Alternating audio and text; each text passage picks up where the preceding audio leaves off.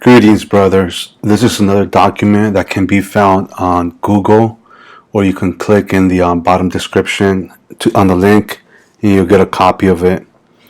This is in support of religious liberty.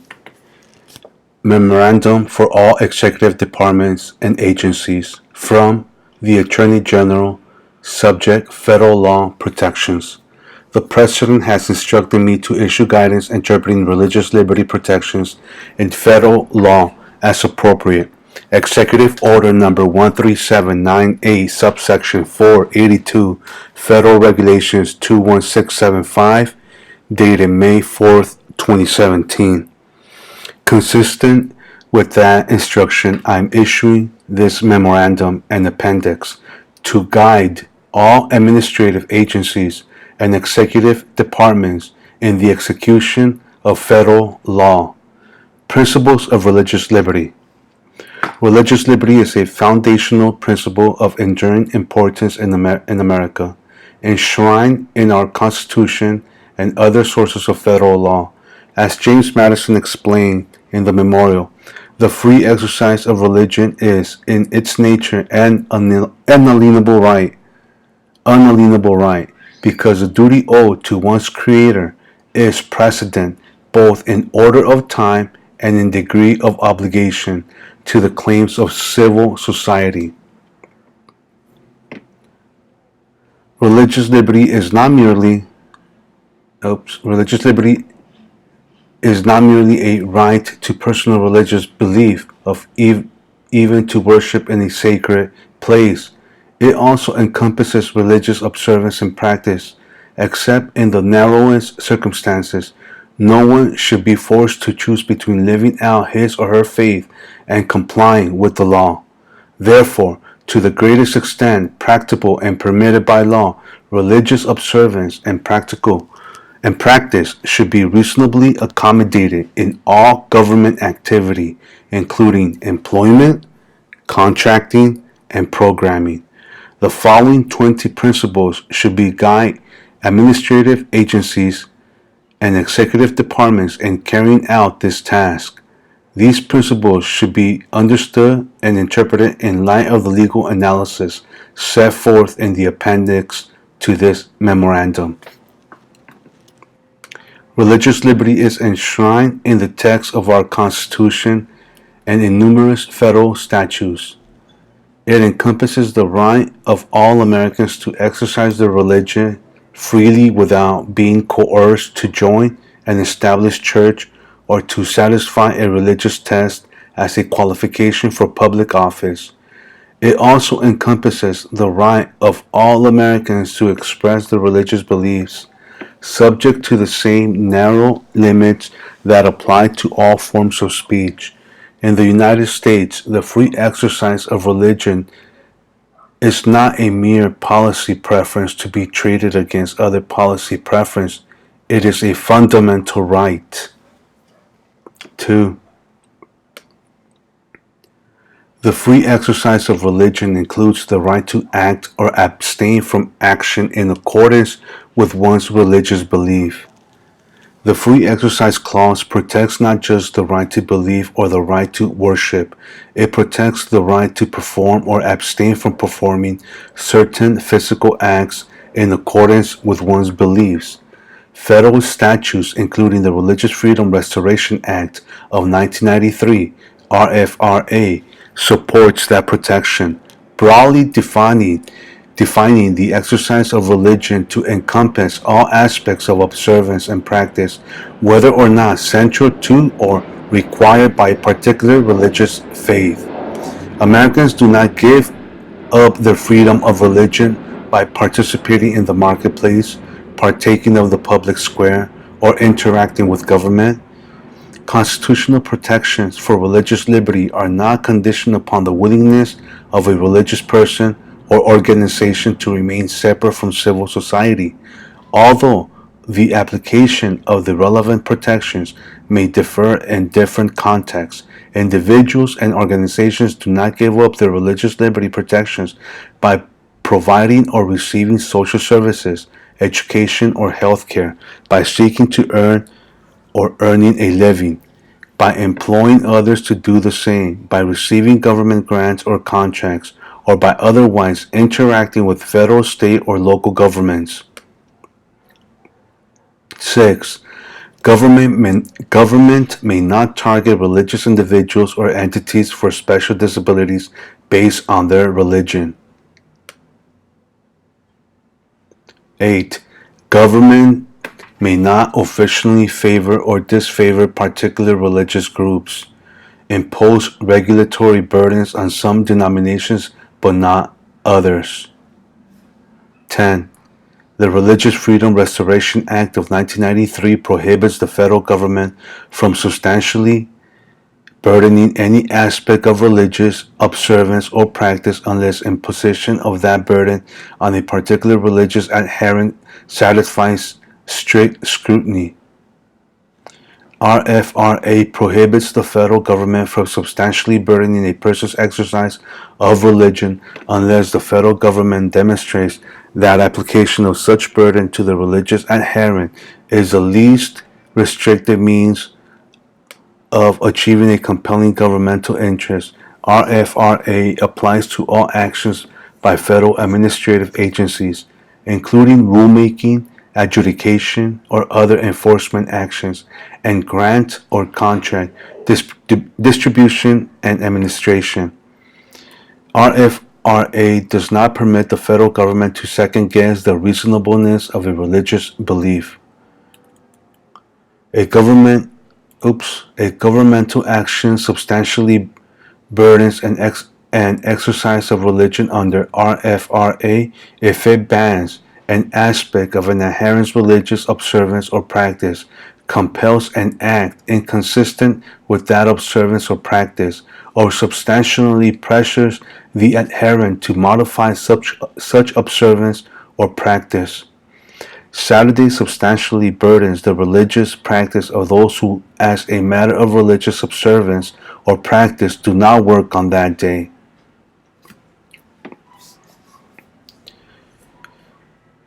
(14) Identify a substantial burden on his or her religious belief, modification of existing exemptions, or creation of a new program. That's on page 5. Under 15, once an adherent identifies a substantial burden on his or her religious exercise, RFRA requires the federal government to establish that denial of an accommodation or exemption to that adherent is the least restrictive means of achieving a compelling governmental interest. And that's what we have found with the first name and last name. A substantial burden. 17. Required to adjust employees' work schedules for Sabbath observance, religious holidays, federal law protections for religious liberty, page 6. We'll keep scrolling till we see something in bold or in red or shaded. There we go. The Free Exercise Clause recognizes and guarantees Americans the right to believe and profess whatever religious doctrine they desire. Governments may not attempt to regulate religious beliefs, compel religious beliefs, or punish religious beliefs. The Free Exercise Clause protects beliefs rooted in religion even if such beliefs are not mandated by a particular religious organization or shared among adherents of a particular religious.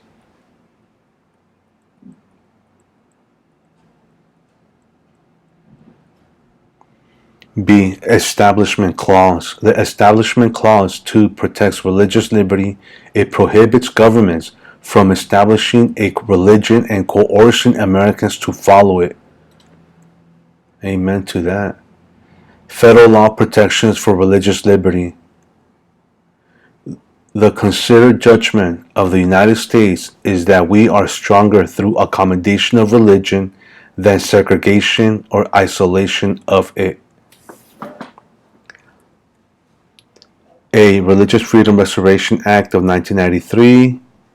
Subject to the exceptions identified below, a law substantially burdens a person's exercise of religion.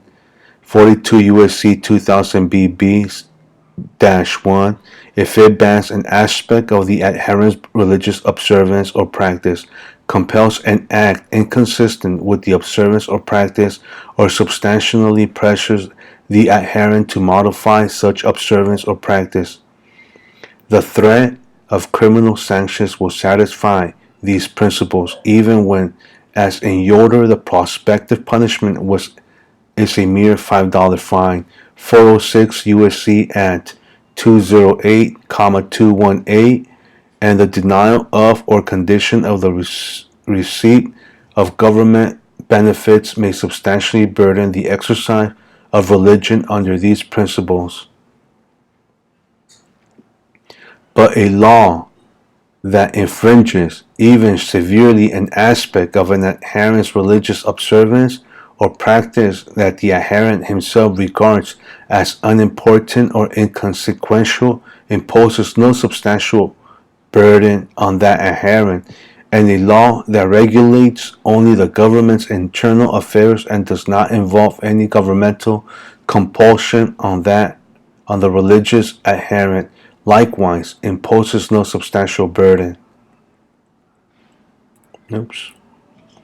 Page 6A. As with claims under the Free Exercise Clause, RFRA does not permit a court to inquire into the reasonableness of a religious belief, including into the adherent's assessment of the religious connection between a belief asserted and what the government forbids, requires, or prevents. It is not the place of the government of a court to second-guess it. The government must establish a compelling interest to deny an accommodation to the particular claimant.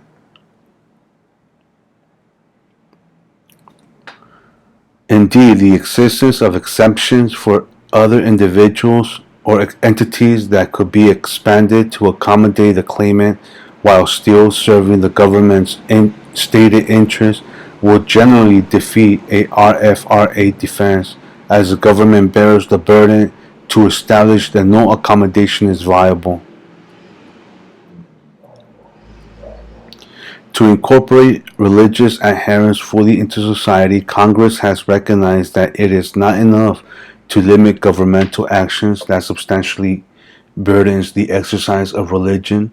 It must also root out public and private discrimination based on religious discrimination stood alongside discrimination based on race, color, and national origin as an evil to be addressed in the Civil Rights Act of 1964.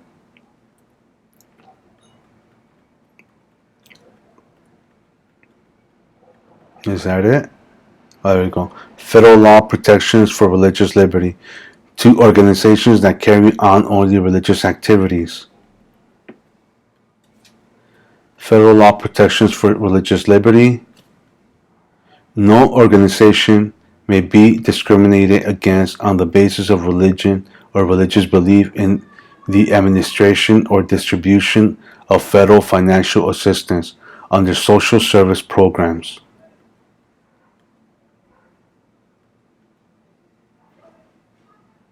RFRA applies to all government conduct, not just to legislation or regulations. See 42 U.S.C. subsection 2000 BB-1. Federal law protections for religious liberty. Number 3, government mandates. Congress has undertaken many similar efforts to accommodate a religious adherence in diverse areas of federal law. For example, it has exempted individuals who, by reason of religious training and belief, are conscientiously opposed to war from training and service in the armed forces of the United States. 50 U.S.C. subsection 380(6)(g). It has exempted ritual slaughter and the handling or other preparation of livestock for ritual slaughter from federal regulations governing methods of animal slaughter. 7 U.S.C. subsection 1906. It has exempted private secondary schools that maintain a religious objection to service in the armed forces from being required to provide military recruiters with access to student recruiting information, 20 U.S.C. subsection 7908. It has exempted federal employees and contractors with religious objections to the death penalty from being required to be in attendance at or to participate in any prosecution or execution, 18 U.S.C. subsection 3597B. It has allowed individuals with religious objections to certain forms of medical treatment to opt out of such treatment. See, e.g., 33 U.S.C. subsection 907K, 42 U.S.C. subsection 290BB-360. It has created tax accommodations for members of religious faith conscientiously opposed to acceptance of the benefits of any private or public insurance. CEG 26 U.S.C. subsection 1402G 3127, and for members of religious orders required to take a vow of poverty. CEG 26 U.S.C. subsection 3121R. What else do we have? Federal law protections for religious liberty. 16 U.S.C. subsection 228I section B, and all those that you see there below. The depth and breadth of constitutional and statutory protections for religious observance and practice in America confirm the enduring importance of religious freedom to the United States. They also provide clear guidance for all those charged with enforcing federal law. The free exercise of religion is not limited to a right to hold personal religious beliefs or even to worship in a sacred place. It encompasses all aspects of religious observance and practice to the greatest extent practicable and permitted by law. Such religious observance and practice should be reasonably accommodated in all government activity, including employment, contracting, and programming. See Zorak versus Clausen, 343 U.S.C. 306 314 1952. Government follows the best of our traditions when it respects the religious nature of our people and accommodates the public service to their spiritual needs. And this is Attorney General's Executive Order 13798, dated May 4th, 2017, can easily be found with a Google search. Godspeed.